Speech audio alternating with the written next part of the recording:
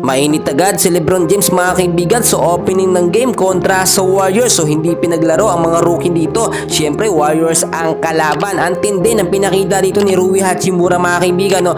3-point shot din ang kanyang binitawan. Pero naman etong si Austin Reeves mga kaibigan, nagpakitang gilas din. Ang init agad ng laban. Opening pa lang ng game kontra sa Warriors. Pero siyempre hindi nagpuli ang Steph Curry ng Warriors mga kaibigan. Long shot yan. At talagang pasok na pasok. Finally game day ng nga po Los Angeles Lakers kontra dito sa Golden State Warriors mga kaibigan. And so far nakita naman natin napakainit agad ng opening ng game. First quarter napakainit pero nakita nyo first 5 lineup ng Los Angeles Lakers, ginamit nila yung sinasabing mahina daw na first 5 lineup, which is nandyan si Rui Hachimura, LeBron James, Anthony Davis, Austin Reeves at etong si Angelo Russell, which is kung titignan po ninyo ang ganda ng connection ng mga player na yan. Hindi yan sinasabing mahina mga kaibigan. Kinakailangan dyan yung chemistry. So walang big man masyado dito nga po sa opening, no? Pero nakapaglaro naman si Jackson Hayes, no? After nung break time dito nga po sa first quarter ng game. So nakita natin opening ng game, maganda ang binakita, maganda ang offense at depensa ng Lakers. So far nahirapan din itong Golden State Warriors, pero syempre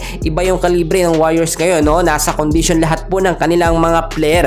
At kahit nga po si Steph, no, ay talagang ang tindi ng mga binibitawan, halos hindi sumasablay yung kanyang mga tira. So far kung titignan po ninyo sa first quarter pa lang ng game, no, ay kaya sanang makalamang ito nga pong Golden State Warriors ng sobra-sobra pa dito sa Lakers. Pero talagang hindi nila matatambakan ng matindi or mas matindi pa o nasa 10 puntos, no, etong Lakers. So nagtapos yung first quarter sa score na 31-28. 28 ang Lakers mga kaibigan. And so far dito nga po dapat mag-adjust, no, ang Lakers kapag natatambakan o natatalo sila sa first quarter, nawawala yung momentum nila sa mga sumunod na quarter. Second quarter ng game mga kaibigan, so far nakita natin dito mas uminit. Nakapaglaro na yung mga player po ng Lakers, especially yung big man, si Jackson Hayes, nabigyan ng time yan, pero hindi pa rin sapat. Kinulang pa rin, no? Antindi kasi.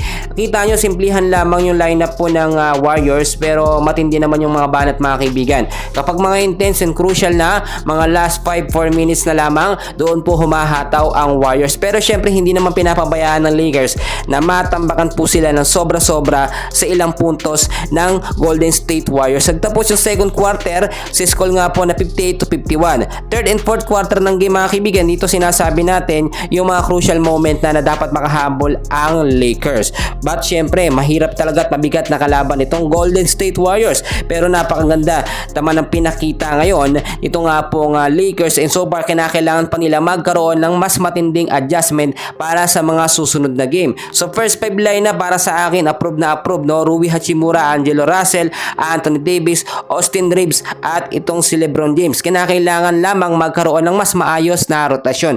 And ayon na rin kay JJ Redick mga kaibigan, 9-man rotation ng kanyang sistema mga kaibigan, which is dapat yan ay mag-fit at may sa katuparan dito nga po sa Lakers, no? Dahil preseason lamang ito, hindi daw ganun kaseryoso ang naging